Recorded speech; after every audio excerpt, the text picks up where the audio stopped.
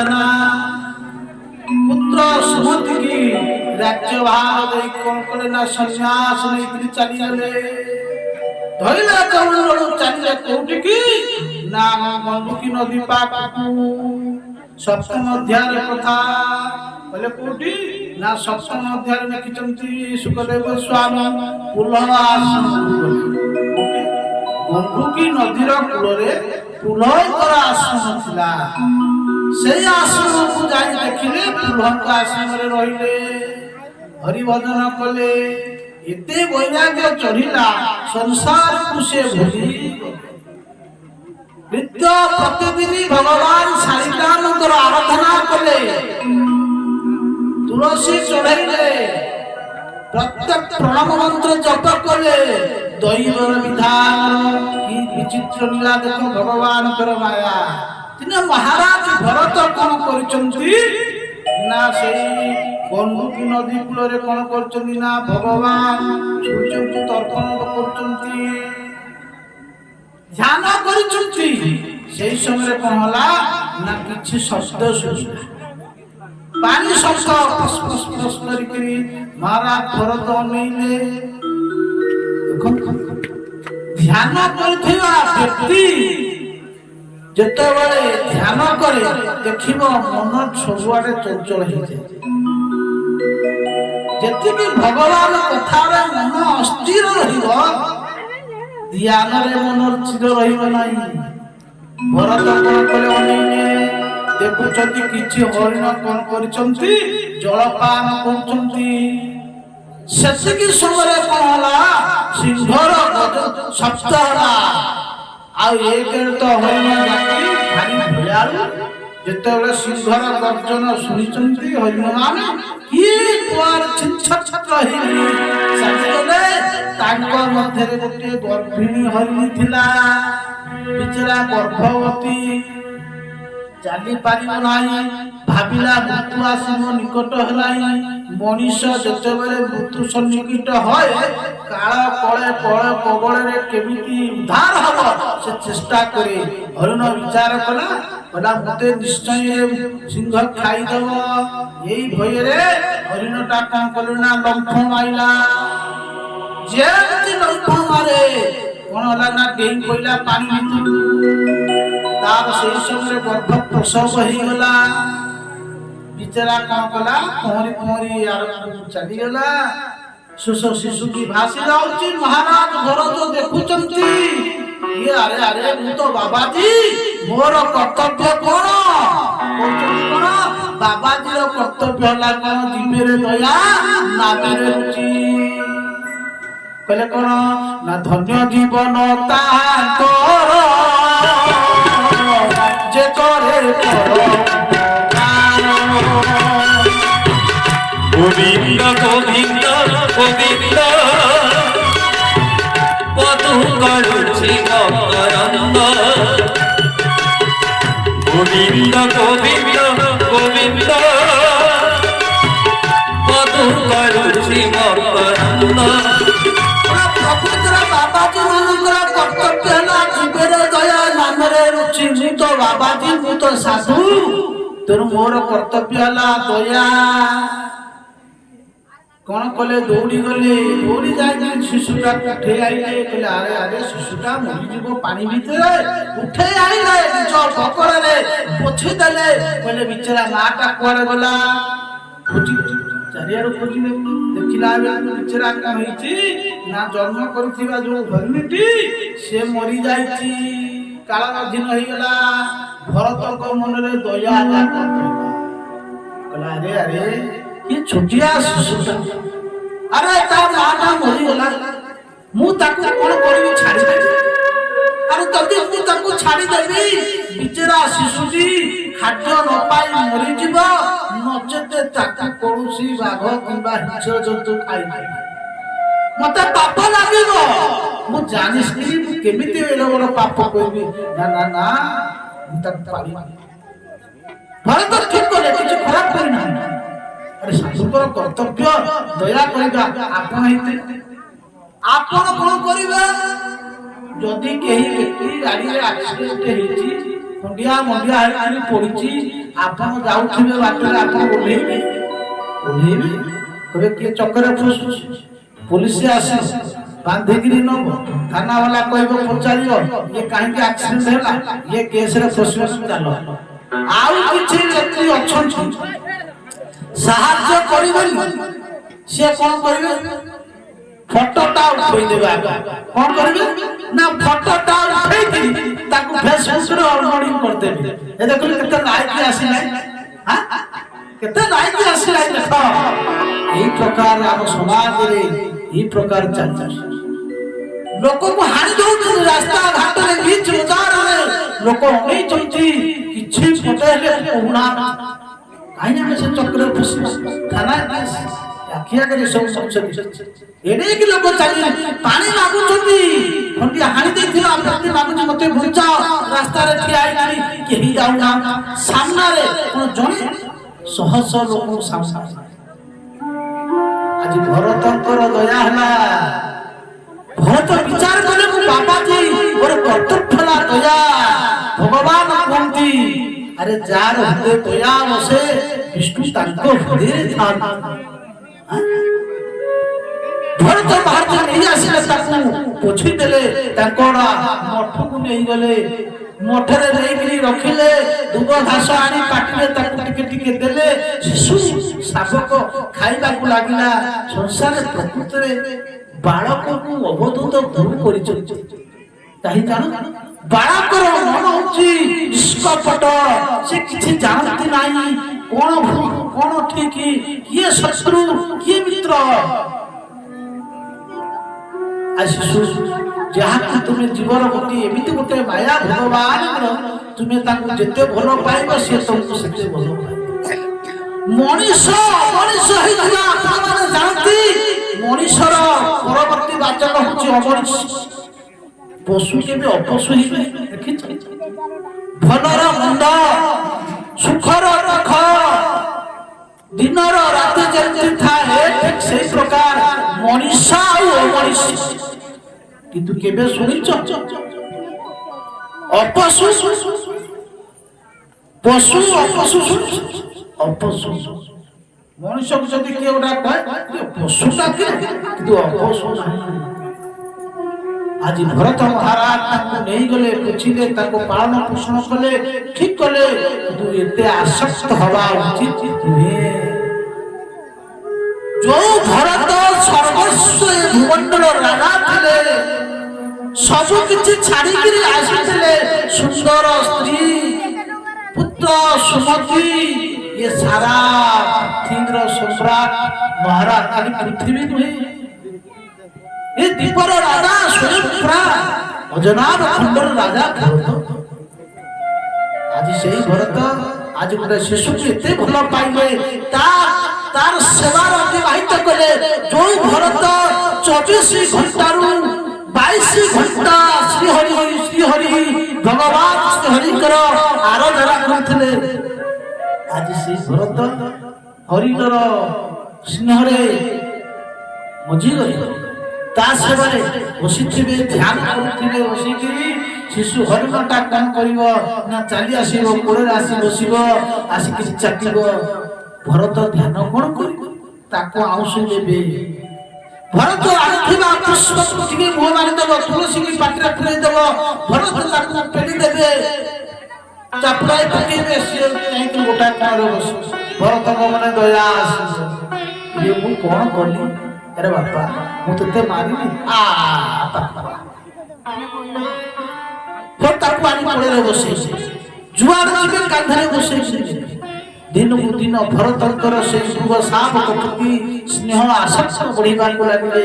ଠିକ ଅଛି, ଆସକ୍ତ ମଣିଷର ଥାଏ, କିନ୍ତୁ ଏତେ ଆସକ୍ତ ହବନି। ଆଉ ସେଇ ଆସକ୍ତିର ପରିଣତି ଆମକୁ ବନ୍ଧନରେ ପକେଇଦବ। ସାବଧାନ, ସଂସାରରେ କହୁଛନ୍ତି ଲୋକମାନେ ମୋ ପିଲା ମତେ ବହୁତ ସେବା କରୁଛନ୍ତି, ରାତି ଖାଇଲେ ମୋ ପୁଅ ମୋର ସେବା କରୁଛି, ମୋ ବୋହୂ ମୋର ସେବା କରୁଛି। ଆରେ ଭାଇ ପୁତ୍ର ହଉଛି ବହୁତ ବଢିଆ। ଯାହାର ପୁଅ ଯାହାର ବାପାକୁ ବାଡଉଥିବ, ଭଗବାନ ତାକୁ ବେଶୀ କୃପା କରନ୍ତି। ସେ ବ୍ୟକ୍ତି ବୁଝିବା ଦରକାର, ମୋ ପୁଅ ମୋ ବୋହୂ ମତେ ଯୋଉ ଗାଳି କରୁଛି, ଭଗବାନଙ୍କର ଭଜନ କରିବା ପାଇଁ ମୋତେ ପ୍ରଭୁ କୃପା କରନ୍ତୁ। ସ୍ନେହ ଭରିଲେ ସଂସାର ପ୍ରତି সেই ପିଲା ଛୁଆ ଯଦି ତୁମକୁ ସ୍ନେହ କରିବେ ତୁମେ ତାଙ୍କର ସ୍ନେହରେ ବନ୍ଧନ ହେଇଯିବ। ପରବର୍ତ୍ତୀ ସମୟକୁ ପୁଣି ତୁମେ ସଂସାରରେ ପିତା ମାତା ଭାଇ ବନ୍ଧୁ ହୋଇକରି ପୁଣି ଆସିବ। ଆଜି ଭରତଙ୍କର ସେହି ଅବସ୍ଥା। ଦିନୁ ଦିନ ଭରତଙ୍କର ସ୍ନେହ ବଢିଲା। ଏ ସଂସାର ହଉଛି ସ୍ୱାର୍ଥମୟ। ସ୍ୱାର୍ଥ ଯେତେ ଦିନ ଥିବ ସେତେ ଦିନ ତୁମକୁ ସମସ୍ତେ ଭଲ ପାଇବେ। ବୟସର ଗୋଟାଏ ସୀମା ଥାଏ। ହରିଣ ଦିନକୁ ଦିନ ବଢିବାକୁ ଲାଗିଲା। ଯୌବନ ଅବସ୍ଥାରେ ହେଇଗଲା ଯେତେବେଳେ ହରିଣ ଗୋଟିଏ ଝିଅ ପିଲା ହରିଣ ସହିତ ତା ପ୍ରେମ ହେଇଗଲା। ସିଏ ଖସିକିରି ଫେରା। ଭରତ ଏଇନେ ଖୋଜୁଛନ୍ତି। ସନ୍ଧ୍ୟା ବାଜିଲା କହିଲା ଆରେ ମୋ ପୁଅ ହରିଣ କାହିଁ ଆସିନାହିଁ। ଆଜି ତାକୁ ଟିକେ ଗାଳି କରିଥିଲି, ଟିକେ ଚାପୁଡା ମାରିଥିଲି। ସେଇ ହିସାବରେ ଅଭିମାନ କରୁଛି ମୋ ଉପରେ। ରାଗିକିରି ଆଜି ଆଶ୍ରମକୁ ଆସେ। ସନ୍ଧ୍ୟା ହେଇଯାଉଛି। ମହାରାଜ ମହର୍ଷି ଭରତ ଖୋଜିଲେ, ବିଚାର କଲେ ଆରେ ଏତେ ସମୟ ହେଲା ଭଗବାନ ସୂର୍ଯ୍ୟ ଅସ୍ତବାକୁ ଆସିଲା ନାହିଁ। ମନ ଭିତରେ ଭୟଭୀତ ହେଲା। ଆରେ ମୋ ବାଳକୁ କେହି ମାରିଗଲାନି, ଆରେ କେହି ଖାଇଗଲାନି ତ। ଭରତ ଭୋଜନ କଣ କରିବେ? ସନ୍ଧ୍ୟା କରିବାକୁ ଯାଇଥାନ୍ତେ। ଯେତେବେଳେ ଭରତ ଦେଖିଲେ ଶିଶୁଟି ବାଳକ ନ ଆସିଲା, ଭରତ କଣ କଲେ ନା ସନ୍ଧ୍ୟା କୀର୍ତ୍ତନ ଭଜନ ଛାଡିକିରି ଜଙ୍ଗଲକୁ ଚାଲିଗଲେ। ଖୋଜିଲେ ଜଙ୍ଗଲରେ ସମସ୍ତ ବୃକ୍ଷ ମାନଙ୍କୁ କହୁଛନ୍ତି, ହେ ନାଗ ଚମ୍ପକ, ହେ ବେଲବକୁଳ, ତୁମେ ଦେଖିଛ ମୋ ପୁଅ ହରିଣ ଏଇ ରାସ୍ତା ପାଖେ ଯାଇଛି। ସେ ପ୍ରତିଦିନ ଆସେ, ତୁମେ ତାକୁ ଦେଖିଛ? ଆଜି ସେ କୁଆଡେ ଗଲା? ଅରଣ୍ୟର ବୃକ୍ଷମାନେ କିଛି ଉତ୍ତର ଦେଲେ ନାହିଁ। ଚନ୍ଦ୍ରମାକୁ ଦେଖି କହୁଛନ୍ତି, ହେ ଚନ୍ଦ୍ରମା, ତୁମେ ପ୍ରକୃତରେ ଧନ୍ୟ। ତୁମେ ଦେଖିଛ ମୋର ହରିଣ ଛୁଆ ଗଲା? ଚନ୍ଦ୍ରମା କିଛି କହିନାହିଁ। ପୃଥିବୀ କି କହୁଛନ୍ତି ଧନ୍ୟ। ପୃଥିବୀ ତୁ ପ୍ରକୃତରେ ଧନ୍ୟ। ମୋର ପୁତ୍ରର ପାଦ ସ୍ପର୍ଶରେ କେମିତି ସୁନ୍ଦର ଦିଶୁଛି। କେହି ଉତ୍ତର ଦେଲେନି। ଭରତ ଚାଲି ଆସିଲେ। ଆସିକି ମନ ଦୁଃଖରେ ବସିଲେ। ରାତି ପାଇଗଲା, ଶିଶୁ ଆସିଲା ନାହିଁ। ପରିସ୍ଥିତି ଭୟଙ୍କର ହବାକୁ ଲାଗିଲା। ଭରତ ଯାହା ଜପୁଥିଲେ, କୀର୍ତ୍ତନ କରୁଥିଲେ, ମାଳା ଜପୁଥିଲେ, ଆଜି ଛାଡ଼ିଦେଲେ। ସନ୍ଧ୍ୟା କଲେ ନାହିଁ। ନ ଖାଇ ନ ପିଇ ମନ ଦୁଃଖରେ ବସି ରହିଲେ। ଆଉ ଖାଇଲେ ନାହିଁ। ସମୟ ଆସିଲା। ଭରତ ଯେତେବେଳେ ନ ଖାଇଲେ ନ ପିଇଲେ ରୋଗ ମାରି ବସିଲା। ଭରତ କଣ କଲେ ନା ଶୋଇଲେ। ସବୁବେଳେ ଚିନ୍ତା କରୁଥାନ୍ତି ମନ ଭିତରେ, ମୋ ପୁଅ ଭରତ, ମୋ ପୁଅ ହରିଣ, ହରିଣ ଏ ବାପା କଣ। ମନେ ରଖ, ସଂସାରରେ ଆମେ ଯେତେ କର୍ମ କରିଛେ, ଯୋଉ କର୍ମ ବେଶୀ କରିବା ସେଇ କର୍ମ ଆମକୁ ମଲା ବେଳେ ବେଶୀ ମନେ ପଡେ। ଭଗବାନ କଣ କହିଲେ? ଜନ ଜନ ବ୍ୟାପୀ ସ୍ମରଣ ନାମଂ ତ୍ୟଜ୍ୟନ୍ତେ କଳେବ। ତୁମେ ଯାହା ଯାହା ଚିନ୍ତା କରିବ ଏ ଶରୀର ତ୍ୟାଗ ସମୟରେ, ତୁମେ ଯାହା ଚିନ୍ତା କରିବ ତୁମେ ସେଇଆ ହିଁ ହବ। ଆପଣ କହିବେ କଣ ଠିକ? ହଁ, ଭଗବାନ ମିଥ୍ୟା କହିନାହାନ୍ତି, କଥା ସତ୍ୟ। ଆପଣ ଯଦି କୌଣସି ନାରୀ କଥା ଚିନ୍ତା କରିବେ, ଝିଅ ପିଲା ଯୁବତୀ କଥା ଯଦି ଚିନ୍ତା କରେ, ମନେ ସେ ଗତ ଜନ୍ମରେ ଯୁବତୀ ହବ। ଜଣେ ଯୁବତୀ ଯଦି କୌଣସି ଯୁବକର କଥା ଚିନ୍ତା କରେ, ପରବର୍ତ୍ତୀ ସମୟକୁ ସେ ଯୁବକ ହବ। ଯଦି କୌଣସି ବ୍ୟକ୍ତି ମଲାବେଳେ ବୃକ୍ଷ କିମ୍ବା କୌଣସି ଧନ ସମ୍ପତ୍ତି ପ୍ରତି ଆସକ୍ତି ହୁଏ, ତାହେଲେ ତାର ଗତି କଣ ହବ ନା ଧନ ପ୍ରତି ଆସକ୍ତ ହେଇଥିବା ବ୍ୟକ୍ତି ମଲାବେଳେ ଧନ କଥା ଯଦି ଚିନ୍ତା କରେ, ତାହେଲେ ହବ କଣ ନା ସିଏ ଗୋଟିଏ ସର୍ପ। କାହିଁକି? ଧନ ସହିତ ସମ୍ପର୍କ ଥାଏ ସର୍ପ। ଯୋଉଠି ବେଶୀ ଧନ ଥାଏ, ଖଞ୍ଜଣା ଥାଏ, ସେଠି ସର୍ପ ବାସ କରନ୍ତି। ଯେ ବୃନ୍ଦାବନର ଗୋଟିଏ କଥା, ସାମାନ୍ୟ କଥା ଭାବିଲେ ମହାପୁରୁଷଙ୍କର ବାଣୀ। ଜଣେ ମହାତ୍ମା ଥିଲେ, ତାଙ୍କ ଜୀବନରେ ସେ କଣ ଦେଖିବେ ମହାପୁରୁଷ ମାନେ ଦେଖି ବାବାଜୀ ମାନେ ବୃନ୍ଦାବନରେ ଯୋଉଠି ଭଣ୍ଡାର ହବ ପ୍ରସାଦ ପାଇବେ ଦକ୍ଷିଣା ଆଣିବେ ଆଉ ସେ ଦକ୍ଷିଣା ଆଣିକି ସେ ମହାତ୍ମା କଣ କଲେ କିଛି ରଖିଲେ ଯେତେବେଳେ ମୁଦ୍ରା ଥିଲା 100 ମୁଦ୍ରା ଯେତେବେଳେ ହେଇଯିବ ସେ ସାଧୁ ସେବା କଲେ এই দৃষ্টিରୁ পয়সা রখিলে ঘড়িরে পরিপূর্ণ করিকি দইবা কোন ହେଇଛି না বিচরা মহাত্মা মরিগলে ତାଙ୍କର ଯୋଉ ଆଶାଟା ଥିଲା ଯେ ମୁଁ ଟଙ୍କା ପଇସା ରଖିଛି ପରବର୍ତ୍ତୀ ସମୟକୁ କଣ କରିବି ନା ଗୋଟେ ସାଧୁ ସେବା କରିବି ତାଙ୍କର ବାସନାଟା କାଳ ସେ କଣ କଲେ ନା ପରେ ମରିଗଲେ ତାପରେ କିଛି ଦିନ ଗଲା ତାଙ୍କ କୁଟିଆଟା ପଡିଛି ଜଣେ ମହାତ୍ମା ଯାଇ ସେ କୁଟିଆରେ ରହିଲେ ଦେଖିବାକୁ ପାଇଲେ ପ୍ରତିଦିନ ଗୋଟିଏ ସାପ କଣ କରୁଛି ନା ଆସୁଛି ସେଇ ଘର ପଛପଟେ ରହୁଛି ମହାତ୍ମା ଥିଲେ ସତ୍ସଙ୍ଗ କଲାରେ ଗୋଟେ ସାପ ଆସୁଛି ପ୍ରତିଦିନ ଘଉଡେଇ ଦେଲେ ସାପ ପଳେଇବ ପୁଣି ଆସିକି ସେ ସାପ ସେଇଠି ପହଞ୍ଚି ବିଚାରେ ଗୋଟେ ସାପଟା ଆସିବାର କାରଣ ନିଶ୍ଚିତ ଗୋଟେ କିଛି ଆ ଭିତରେ ଅଛି ସାପ ଯୋଉ ଜାଗାରେ ଆସି ଶୋଇଥିଲା ସେଇ ଜାଗାରେ କଣ କଲେ ନା ଖୋଲିଲା ବେଳକୁ ସେଇ କଳସ ଭିତରେ ସୁବର୍ଣ୍ଣ ମୁଦ୍ରା ଅଛି ମହାତ୍ମା ବୁଝିଗଲେ ଇଏ ନିଶ୍ଚିନ୍ତ କୌଣସି ମହାତ୍ମା ଏ ଧନ ପ୍ରତି ଆସକ୍ତ ହେଇଥିବା ହେତୁ ତାଙ୍କୁ ଏ ସର୍ପ ଯୋଗକୁ ଯିବାକୁ ପଡୁଛି ଏ ଧନ ଯେ ପର୍ଯ୍ୟନ୍ତ ଥିବେ ସେ ପର୍ଯ୍ୟନ୍ତ ତାଙ୍କର କଲ୍ୟାଣ ହବ ନାହିଁ ସେ କଣ କଲେ ନା ସେଇ ଧନକୁ କଣ କଲେ ନା ଗୋଟେ ଭଣ୍ଡାରା କରିଦେଲେ ସାଧୁ ସନ୍ଥ ମାନଙ୍କୁ ଡାକି ଗୋଟେ ପ୍ରସାଦ କରିଦେଲେ ତା ପରଦିନକୁ ଆଉ ସେ ସର୍ପ ଆସିଲା ନାହିଁ କହିବାର ଉଦ୍ଦେଶ୍ୟ ଧନ ପ୍ରତି ଘର ପ୍ରତି ଯୋଉମାନେ ଆସକ୍ତ ହୁଅନ୍ତି ବୋଲେ ଯୋଉମାନେ ଘର ପ୍ରତି ଆସକ୍ତ ହୁଅନ୍ତି କୋଠା କରିବି ଗାଡି କରିବି ମରିଗଲା ଏଇଆ ଚିନ୍ତା କରିକି ମରିଗଲା କଣ ହବ ନା ଘର ସହିତ ଯାହାର ସମ୍ପର୍କ ଥିବ ଘର ସହିତ ଜଳ ବସ୍ତୁ ଘରଟା ହେଲା ଜଳ ବସ୍ତୁ ତାହେଲେ ଜଳ ବସ୍ତୁ ସହିତ ସମ୍ପର୍କ କାହାର ରହିବ ନା ରହିବ ଝିଟି ପିଟି ବୁଢିଆଡି ମୂଷା ଚେପେଇ ନେଉଳ କୀଟ ପତଙ୍ଗ ହେଇକି ସେ ଜନ୍ମ ହବ ମନେ ରଖ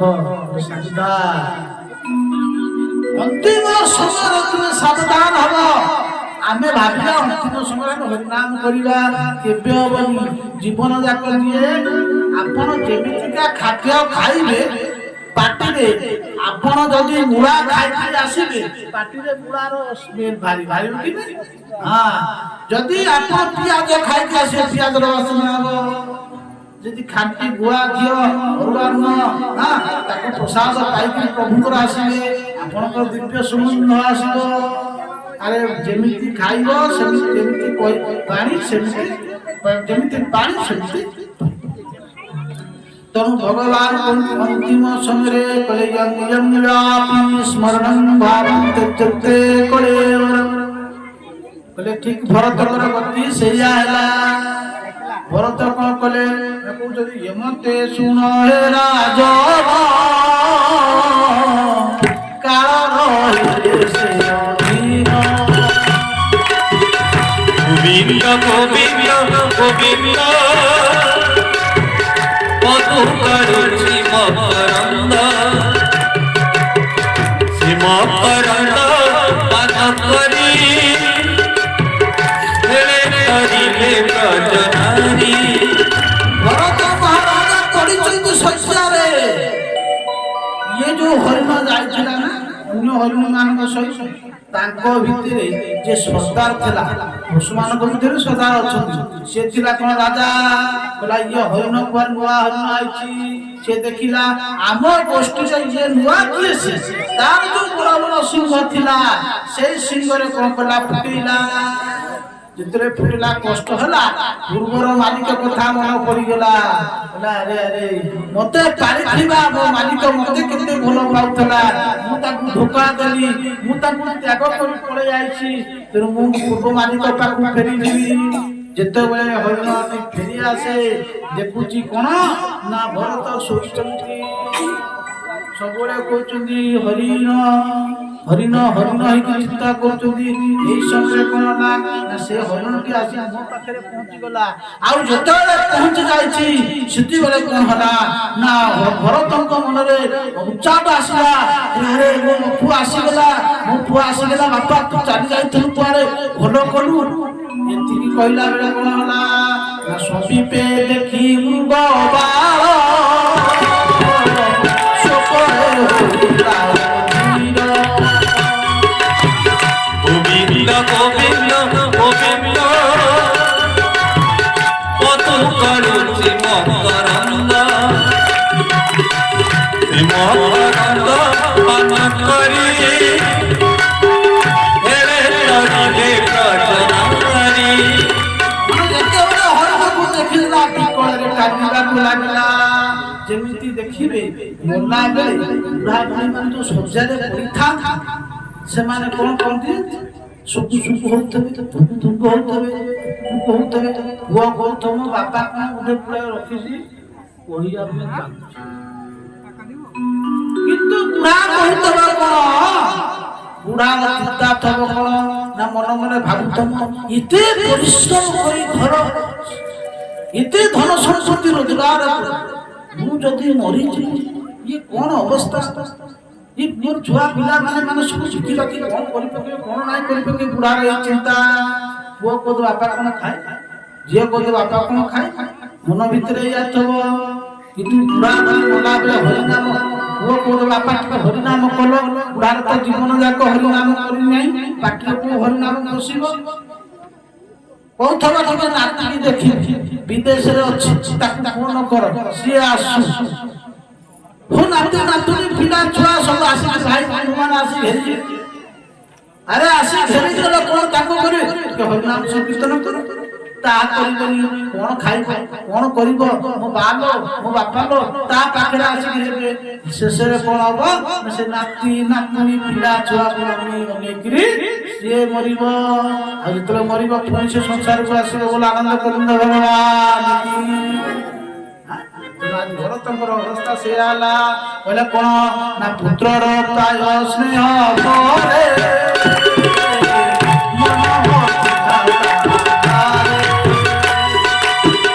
গোবিন্দ গোবিন্দ গোবিন্দ কত কারুচি মকরন্দ সে মকরন্দ পান করি হেরে তরিলে প্রচনারি संसार जीव जंती तार संसार पिला छुआ प्रति आसक्त हो जाए भरतଙ୍କର अंतिम समय से आला पुत्रर प्राय स्नेह करे मन अर्पिला ताहाठारे तक्षण प्राण को छाड़िला मृग शरीर को रविला तुरंत काल से अधीन हो गले से शरीर को त्याग कले आ जतबेले से शरीर त्याग कले बोले कोन बोले ये जीव जे कर्म करई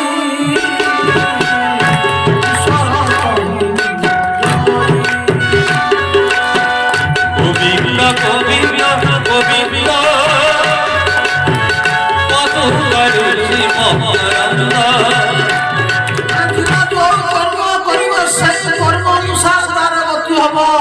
আজি ভরতঙ্কর সেয়া হলা সে যুগକୁ ଅନେଇକିରି ମଲେ ଫଟୋ ଉଠେଇଲା ବେଳେ ଆପଣ ଯିବେ ଆଠମଲ୍ଲିକି ବଜାରକୁ ଆଠମଲ୍ଲିକି ବଜାରରେ ଯାଇକିରି କ୍ୟାମେରାମ୍ୟାନ କହିବେ ଭାଇ ମୋର ଗୋଟେ ବଢିଆ ଫଟୋଟା ଉଠେଇ ଦିଅ ଆପଣ ରେଡି ହେଇ କ୍ୟାମେରାମ୍ୟାନ କହିବେ ରେଡି 1 2 ବାସ୍ ଯଦି ଷ୍ଟାର୍ଟ କଇଲା ଆଖିରା कदम कि नहीं हां और फोटो वाला सब फोटो धोई कि दबो फोटोटा देखि दबो ये मु कोन अंध मु आखिटा के बंद फोटो वाला कहबो मु कोन करी अरे तू तो फोटो उठेला वाला आखिटा बंद कर तू जेमिति मु उठिया आइतनु जेमिति आखि बंद कर मु फोटो से आ उठिला अर्थात मृत्यु समय सावधान हेतिबा दरकार सब किछि त्याग करी भगवान दारू मन की लगे दियो तुमर कल्याण हो मन पड़ियो नहीं मन भजरे रन हरि की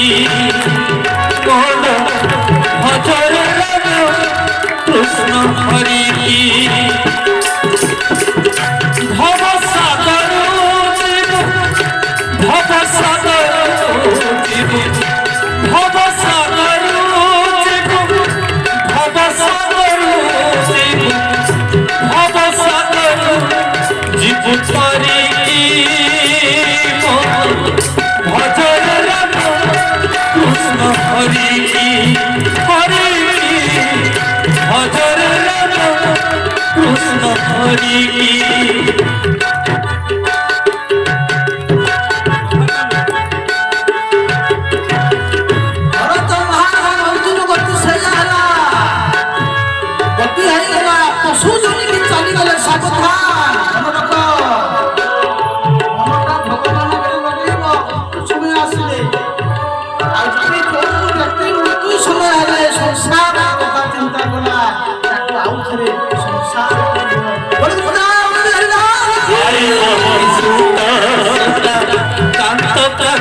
পিতা মাতা ভময় সংসার সারা বিষয় বিষবাসনা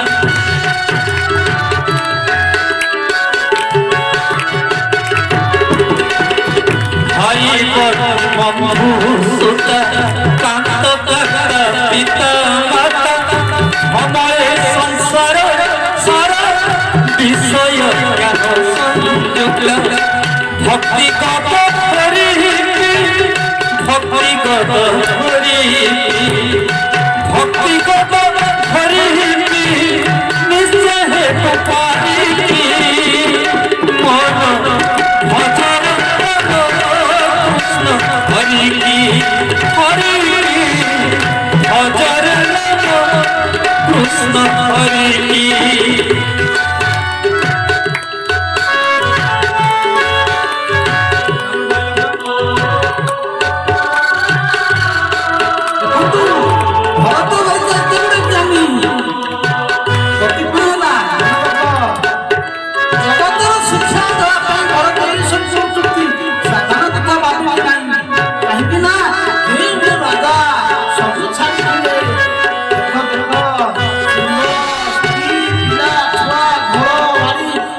সারিলা পরে আজি সে পতিত হয়ে গেলে জীবন শিক্ষা দেলে মনুষ্য দেখ মু কেমিতি হরিণ প্রতি আসক্ত হইকি মতে আজ সেই হরিণ জমিকি ଯିବାକୁ ପଡ଼ିଲା ভরত মহারাজ কଣ কলে না পুଣି আউথরে কোটি যাহাକୁ চিন্তা କରୁଥିଲେ সেই রূপକୁ ধইলে কোটি না নিরসির গোত্রীয় ব্রাহ্মণ ঘরে ভক্তি ভগবান নামরে গোপাল ভক্তি ভয় বিনাশন কটি মুক্তি নিদান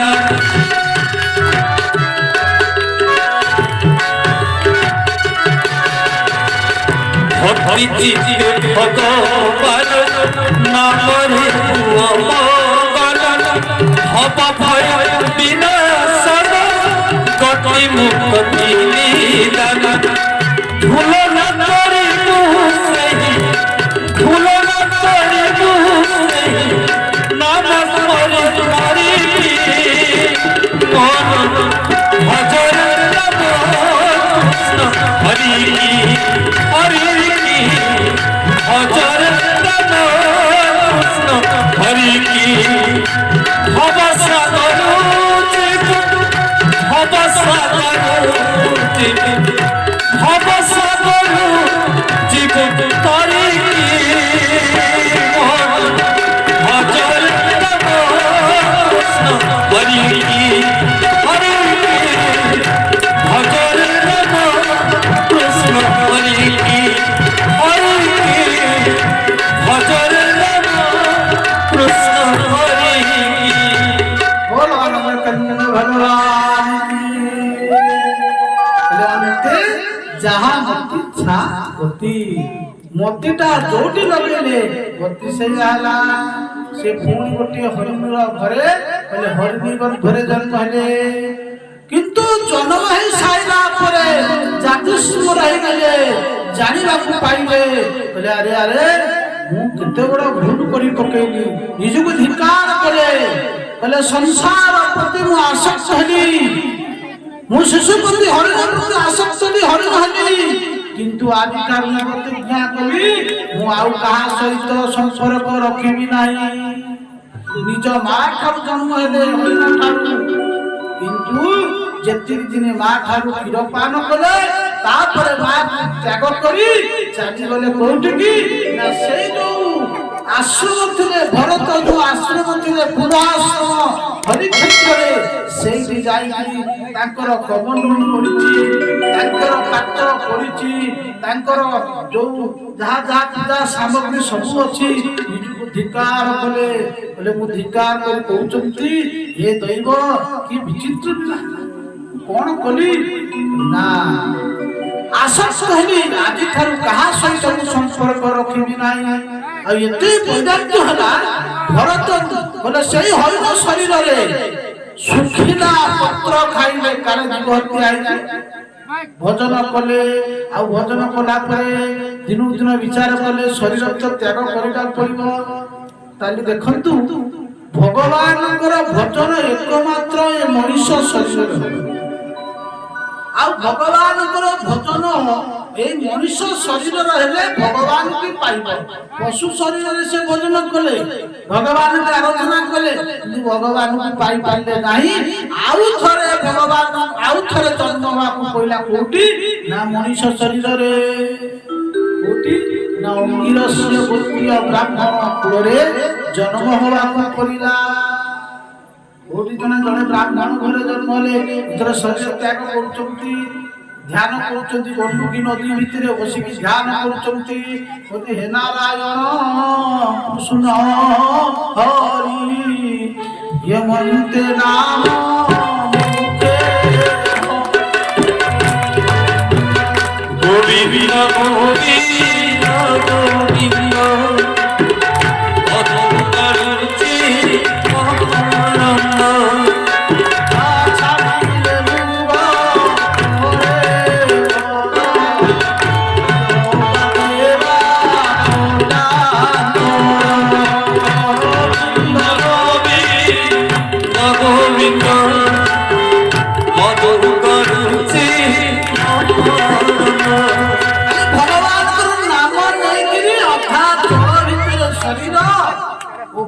हे धर्मर देवता हे भगवान नारायण हे भगवान कपिल हे सूर्य भगवान भीमन भास्कर मु आज ये मृग शरीर को त्याग करुची एया कही मृग शरीर को त्याग कले मुनि कोन कले ना जन्म हले जाय कि जने ब्राह्मण घरे अंगिरस्य गोत्रीय ब्राह्मण घरे जन्म हले।